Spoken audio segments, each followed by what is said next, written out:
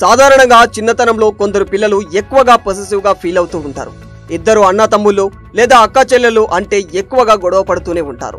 తమనే ఎక్కువగా ప్రేమించాలని, ఏం కావాలన్నా కొనివ్వాలని కోరుకుంటూ ఉంటారు. కానీ అమ్మా నాన్నలు పిల్లలను ఎప్పుడు కూడా ఒకేలా చూసుకుంటూ ఉంటారు.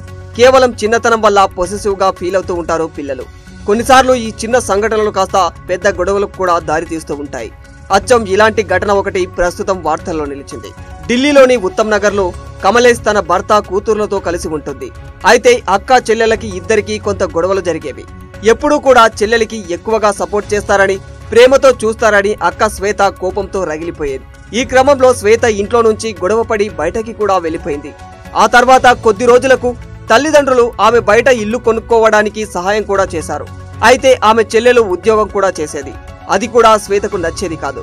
అప్పుడు ఎలాగైనా ఇంట్లోని డబ్బులు మాయం చేయాలని ప్లాన్ వేసింది శ్వేత. ఇంకా శ్వేతకు కొంత అప్పు కూడా ఉంది. జనవరి 30న ఢిల్లీలోని ఉత్తమ్ నగర్ లోని తన ఇంట్లో చోరీ చేసేందుకు శ్వేత ప్లాన్ వేసింది. తన తల్లి మార్కెట్ కు వెళ్లడం గమనించింది. అదే అదునుగా భావించిన శ్వేత ఇంట్లోకి ప్రవేశించింది. ఆ తర్వాత తన ఇంటి నుంచి లక్షల రూపాయల విలువైన బంగారు, వెండి ఆభరణాలు, 25,000 నగదు తీసుకుని జారుకుంది. మార్కెట్ నుంచి వచ్చాక డోర్ ఓపెన్ చేసి చూసింది తల్లి. వస్తువులు చిందరవందరగా ఎక్కడ పడితే అక్కడ ఉన్నాయి. షాక్ కు గురైన తల్లి వెంటనే పోలీసులకు సమాచారం ఇచ్చింది. అదేవిధంగా కూతురుకు కూడా చెప్పింది. ఆమె ఏం తెలియనట్లు అమాయకంగా వచ్చింది. బాధితురాల నుంచి ఫిర్యాదు తీసుకున్న పోలీసులు అక్కడి సీసీటీవీ ఫుటేజీని పరిశీలించారు. ఆ తర్వాత పెద్ద కూతురు శ్వేతను అదుపులోకి తీసుకుని తమదైన స్టైల్లో విచారణ చేశారు. అప్పుడు శ్వేత చెప్పిన విషయాలు విని పోలీసులు షాక్ కు గురయ్యారు. తనకన్నా చెల్లెలిని ఎక్కువగా ప్రేమగా చూస్తారని, అందుకే ఇలా చేశానని చెప్పింది.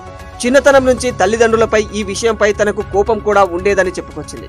కాగా పోలీసులు బంగారం, నగదును రికవరీ చేసుకున్నారు. ఈ ఘటన కాస్త స్థానికంగా చర్చనీయాంశంగా మారిపోయింది.